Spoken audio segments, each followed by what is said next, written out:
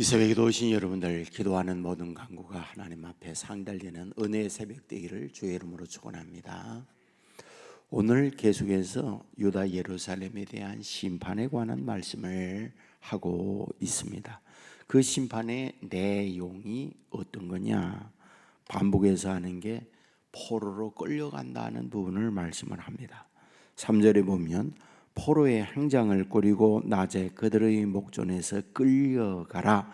내가 내 처소를 다른 곳으로 옮기는 걸, 이렇게 기록하죠. 5절에 보면 성벽을 뚫고 그리로 따라 옮기되, 11절에 보면 그들로 포로로 사로잡혀 가리라. 12절에 보면 어깨에 행장을 내고 나가며, 13절에 보면 그를 끌고 갈대아 땅 바벨론에 이르리니 그가 거기서 죽으려니와, 14절에 보면 사방으로 흩어져 버리고 등등 계속해서 이와 같이 말씀을 하고 있는 걸 봅니다.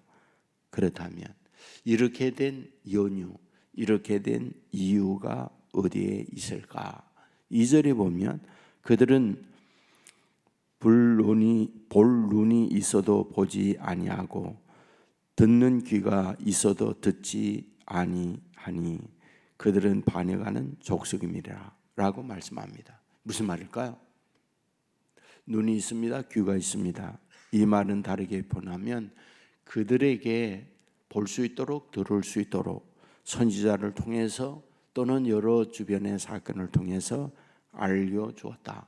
그러나 그들은 보여주고 들려주었지만 그걸 듣지 아니했다. 오히려 반역하는 족속이 됐다라고 말씀을 하고 있습니다. 여러분, 여기에서 성경은 이런 부분에 대하여 뭐라고 말씀할까요?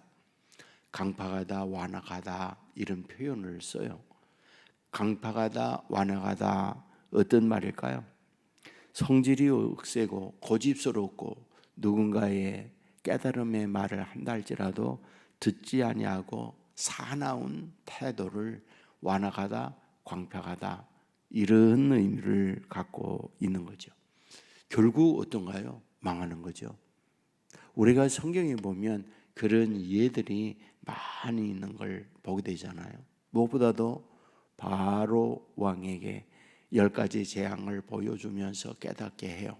하지만 마음이 강팍하기 때문에 돌아서지 아니했다. 성경은 그렇게 기록하고 있는 걸 봅니다.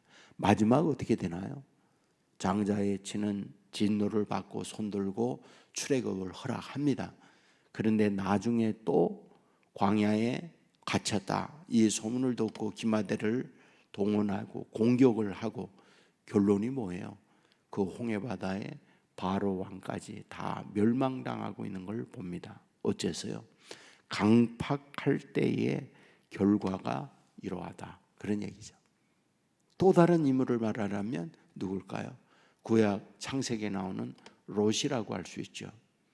롯은 아브라함의 조카로서 소돔 고모라 땅, 성경은 에덴 동산과 같이 물이 넉넉하다, 그렇게 기록해요. 그래서 목양하던 이제 양치기이기 때문에 그 좋은 조건의 땅으로 갑니다. 그렇지만 그것은 어떤 땅? 죄악의 땅이었죠.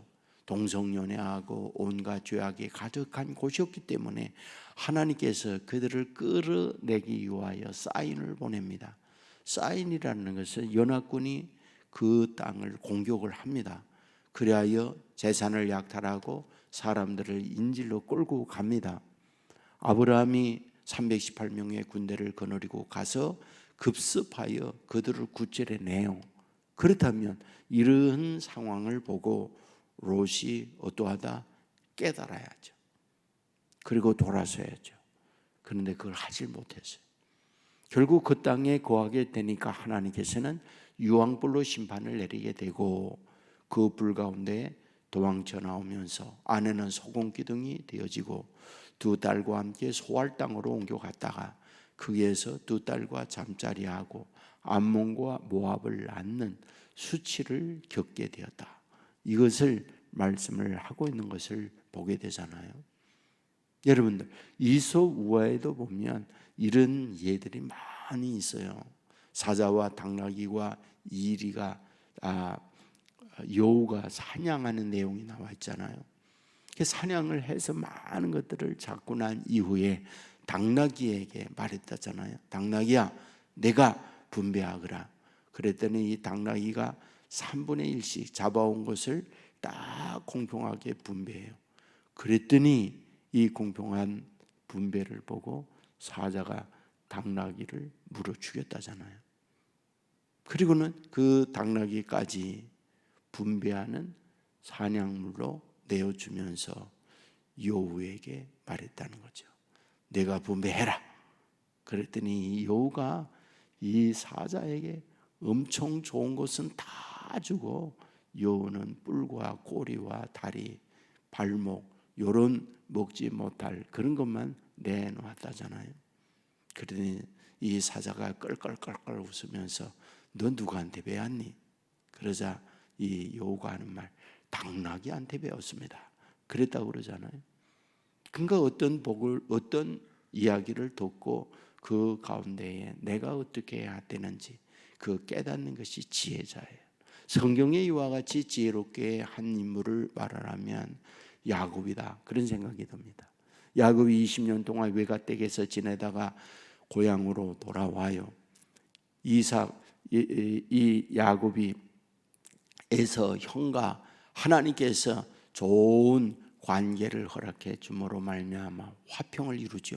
그리고 정착한 곳이 세겜 땅이었어요. 근데 세겜 땅에 와서 살 때의 세겜의 추장으로 하여금 어때요? 자기 딸 디나가 성폭행당하는 아픔을 겪어요. 그때 화가 난 레위, 시몬 두 아들이 이 세겜의 남자들 할례 받고 움직이지 못할 때 들어가서 그들을 몽땅 다 살해하잖아요. 그러니까 고국 땅에 돌아와서 이 끔찍한 일을 야곱이 당할 때 왜 고국 땅에 돌아온 우리 가정이 이곳에서 이런 끔찍한 일을 당하게 될까 고민을 하죠. 그렇구나.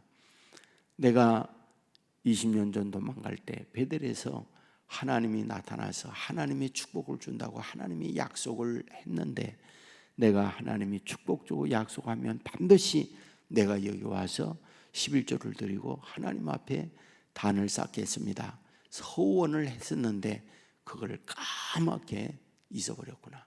그리고는 와서 그곳에다가 단을 쌓기 위하여 베델로 올라가자 하고 있는 걸 보게 됩니다. 뭡니까? 어려움을 만날 때 자기를 성찰하는 거죠. 그리고 내가 어떻게 해야 될지 삶의 방향을 바꾸는 거, 그게 지혜자입니다. 그러니까 우리 인생에 있어서 크고 작은 일들이 많이 있어요. 근데 오늘 본문에서 뭐라고 그래요? 눈이 있어도 보지 못하고 귀가 있어도 듣지 못하는 바보가 되면 안 된다는 거예요. 그동안의 많은 것을 그들에게 알려주었는데 그런 것들을 깨닫지 못하니까 하나님께서 뭐하다? 너희들을 포로로 끌려가게 된다 라고 하는 말씀을 하고 있다, 그런 얘기죠. 오늘 이 새벽에도 나오셔서 기도하는 저와 여러분, 저는 살면서 제 개인적으로 말이죠, 하나님 앞에 늘 기도하는 게 있습니다. 하나님 지혜를 얻게 해주십시오 하는 기도를 정말 해요. 그러니까 지혜라고 하는 것은 깨닫는 거거든요. 그러니까 이 깨달음은 말씀을 보고 깨닫기도 하고 어떤 말을 듣고 사건을 보고도 깨닫기도 하고 또한 하나님의 창조한 이 자연 세계를 보고도 깨닫는 거거든요. 저는 이렇게 늘 이렇게 걸으면서 냇가 같은 데 이렇게 걸으면 물을 보면서 물이 바다로 가는구나. 왜 바다로 갈까? 가장 낮은 곳이 바다이기 때문에 그곳으로 이 물이 가는구나. 낮은 곳이 되어야 하나님의 축복이 임하는구나. 이제 그런 생각을 해요. 가르다가 뚝이 막히잖아요. 뚝이 막히면은 이 물은 거기에 그냥 서요. 성질내지 않아요. 기다려요. 그러다가 때가 되면 그 뚝을 또 넘어서 물이 흘러가고 이게 물이로구나. 또 물은 돌이든지 또 나무라든지 뭐 모래라든지 뭐 할 것 없이 모든 것들을 다 품어내요. 그 모양이 어떠하든지 간에 이 물은 이렇게 품어내는 넉넉함이 있구나. 동시에 생긴 대로 모양을 자기는 바꿔요. 동그란 컵이 들어가면 동그란 물로 바뀌고, 네모난 컵이 들어가면 네모난 거로 바뀌고, 그런 걸 보면서 깨닫는 거죠. 찬물이라고 하는 것은 고집스럽지 않게 모든 것들을 수용해낼 줄도 알고, 저렇구나. 나의 인생도 물과 같은 삶을 살면 좋겠구나. 이제 그런 걸 보면서 깨닫는 거죠. 자, 사랑하는 여러분, 오늘 하나님의 자녀들에게 말씀을 주면서 하나님께서 원하는 게 있다면 뭘까요? 말씀의 비밀을 깨우침을 입는 거예요. 또 삶의 크고 작은 일들을 만나면서 그 가운데 하나님께서 저와 여러분에게 주고자 하는 하나님의 마음, 하나님의 음성이 있는 거죠. 그런 것을 들을 줄 알고 깨닫는 거죠. 그렇다고 그러면 하나님이 이런 삶을 사는 저와 여러분을 보면서 얼마나 기뻐하겠습니까? 바로 이 새벽에도 우리가 모든 걸 듣고 모든 걸 보면서 깨닫는 하나님의 지혜로운 저와 여러분 될 수 있기를 주의 이름으로 축원합니다. 기도하겠습니다. 하나님 아버지, 잠든 우리를 깨워주시고 우리 설 명절 연휴임에도 불구하고 이 새벽 주의 전에 나와 말씀을 듣고 찬양하고 기도하며 출발하는 하나님의 자녀들, 아버지 하나님 기억해 주시고 하늘의 은혜와 하늘의 복을 내려 주시기 원합니다. 예수겔 12장의 말씀을 보았습니다. 들려주어도 보여주어도 깨닫지 못한 그들, 하나님께서 포로로 끌려간다 하는 말씀을 하고 있는 걸 봅니다. 주여, 간절히 원하는 것은 우리가 인생살이에 크고 작은 일들을 만날 때, 무슨 말을 들을 때 깨닫는 지혜를 우리에게 허락해 주시기 원합니다. 그리하여 하나님께서 그 안에 담겨있는 하나님의 비밀을 깨우침을 잊고 지혜자로 인생을 사는 하나님의 사람들 되게 하여 주옵소서. 기도합니다. 아버지와 연결된 영의 기도가 되게 하여 주옵소서. 성령이 말할 수 없는 단식으로 아버지 앞에 간구하는 새벽 되게 하여 주옵소서. 아버지, 원하옵는 것은 이 땅 위에 사는 날 동안 주님과 동행하는 하나님의 사람들 되어서 아버지의 인도하심, 아버지의 가르쳐 주심, 아버지의 말씀하심에 귀를 기울이고 아버지와 동고동락하며 천국에 이르르는 하나님의 사람들 되게 하여 주옵소서. 이와 같이 새벽에 나와 기도하는 주의 종들로 인하여 온 세계 교회의 영적으로 깨어있는 교회, 성령이 충만한 교회, 은혜가 넘치는 교회로 삼아 주시옵소서. 설 명절에 출타 중에 있는 주의 자녀들 오고 가는 길 안전케 하여 주시고, 가족들 친지들 만날 때에 주의 사랑과 은혜가 그곳에 가득가득 담기게 하여 주시옵소서. 명절이지만은 울고 있는 자녀들도 있습니다. 찾아가 주시옵소서. 저들의 외로움을 만져주시고 하늘의 은혜와 하늘의 소망으로 가득 채워 주시옵소서. 아버지 하나님이여, 오늘 한날 어디에 뭘 하든지 주님과 함께하는 복된 날 되게 하여 주옵소서. 언제나 우리로 하여금 더 좋은 길로 인도해 주시는 우리 주 예수님 이름으로 기도드리옵나이다. 아멘.